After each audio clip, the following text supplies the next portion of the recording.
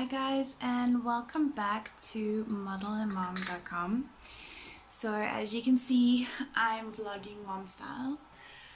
Today we're going to be talking about flying with a baby slash toddler. So our little story is we are immigrating to Israel from South Africa. Well, I am. My husband is from Israel. So I'm just going to give you the lowdown on what happened and what challenges we face and how to do it better and be better prepared than I was. Okay, so we already knew it was going to be challenging to fly with our son Ethan, who is just over 1 and running around. So we tried to get prepared for the event by just getting some motion sickness medication and a busy bag, like something that you would take to a restaurant. So what happened was, when we got to the airport, we already had so much luggage and we had a stroller with the baby, and I was 36 weeks pregnant. And we got to the registration desk and we tried to get seats that were a little bit more spacious, especially for me, so that I could at least have some leg room with my big belly.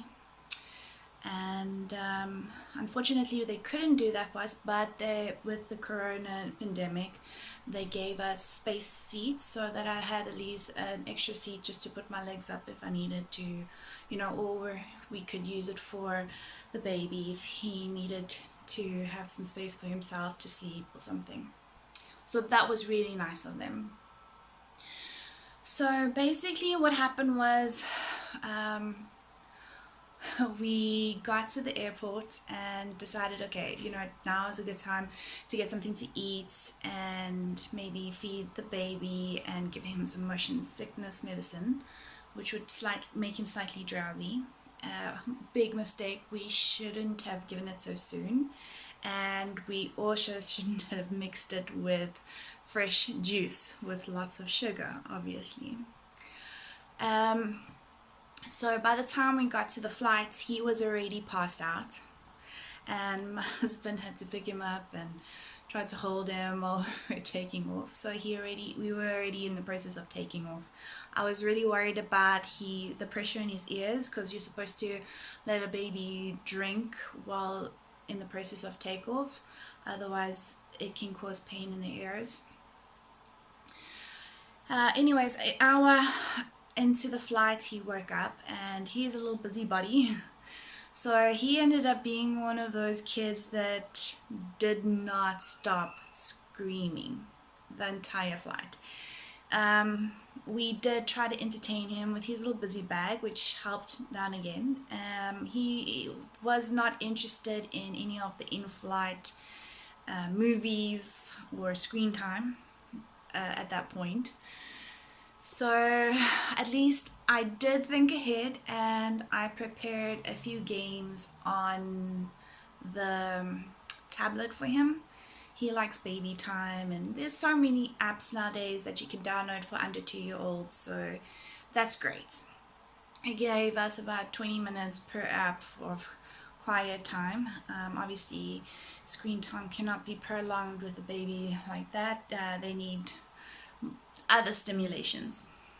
So also during flight time, my husband just picked him up and carried him around. Obviously you can't let a toddler baby run around the airplane, so it was quite challenging. I'm not gonna lie. About 4 hours in, we decided, okay, we're gonna try the motion sickness again.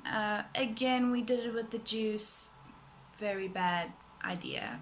We tried to give him the formula and we tried to give him snacks. Still no avail. He was overly stimulated. He was excited. There was people around. And we finally got to our layover, which was Ethiopia. Now that was a disaster.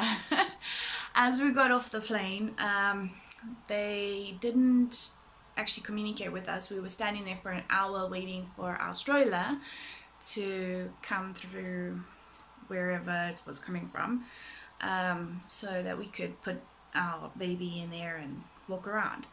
Unfortunately, that did not happen. So I was 36 weeks pregnant, carrying a toddler, the changing bag and his busy bag around, while my husband was busy carrying 2 sets of hand luggage and 2 gaming laptops. Like I said, we're immigrating, so we had a lot of stuff that we needed to take with. So an hour later we ran through security and got to our gate and then had to wait. This was actually not too bad because it gave Ethan also an opportunity to run around, and his dad helped facilitate with that, which is great. He's an amazing father. And yeah, we finally got onto the flight to Israel, and something I didn't know. Firstly, you need clearance when you're pregnant to fly, which I did know. So I got clearance from my doctor.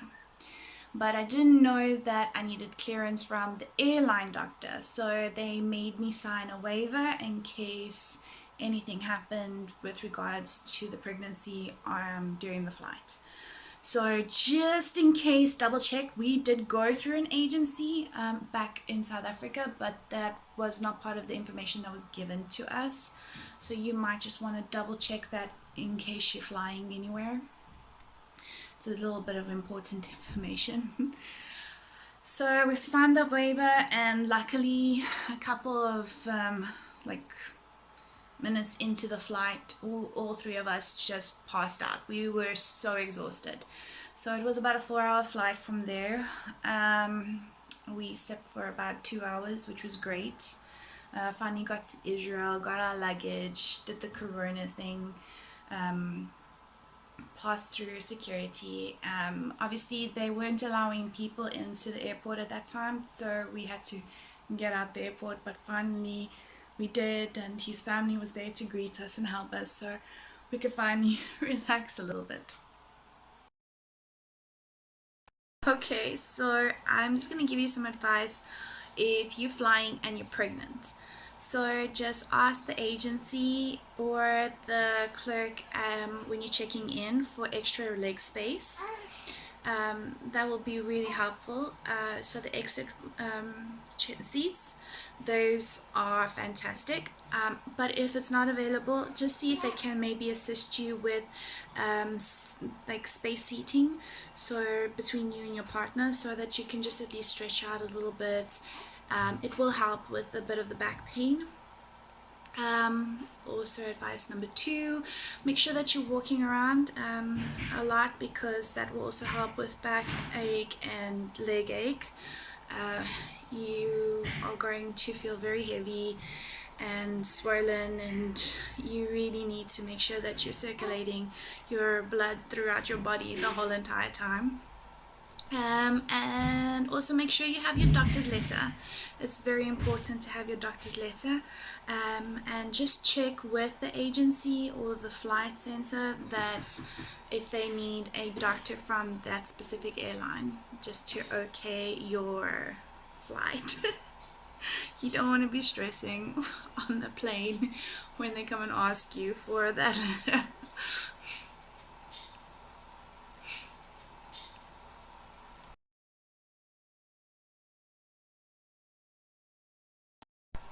Okay, now time for baby advice. Okay, so here's my top 5 advices with flying with a baby. Okay, so number 1, prep a busy bag.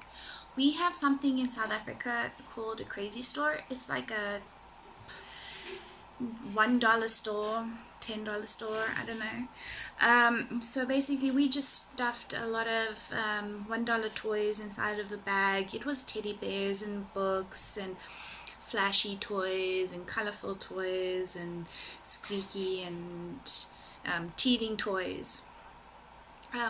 But just try not to make get too loud noises, like something that makes car sounds and alarm sounds, as you're going to be sitting around a lot of people, so just take them into consideration. And the great thing is then you will have like a restaurant bag or event bag that you can give your toddler when you go away to events or to restaurants. It comes very handy.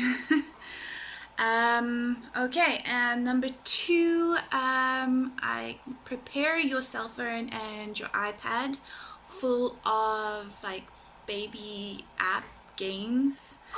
There's amazing games on the Play Store. My son's favorite is Playzone and Playtime. But there's also Talking Tom and Talking Baby, and there's so many games. So, and that will really help keep them busy for about 20 minutes or so.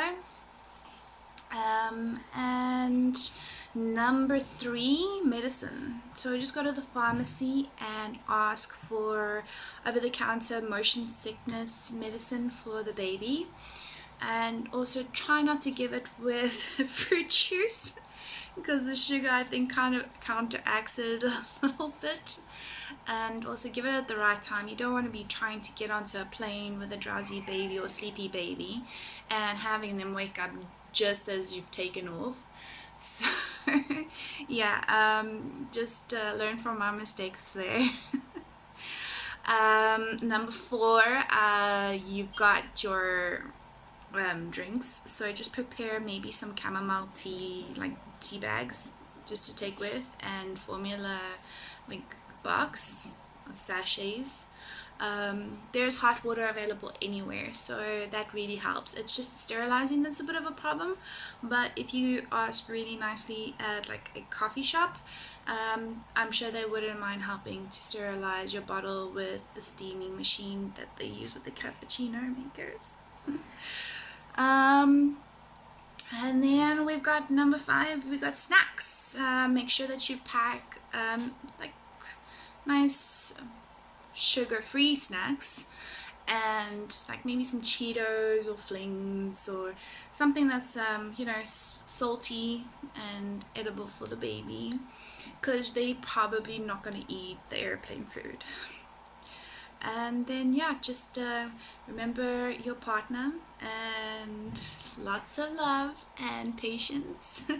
You're gonna need it. I know it's gonna be tough and challenging, but when it's finally over, it's very rewarding, and you can say that you've done it. And let me know how it goes.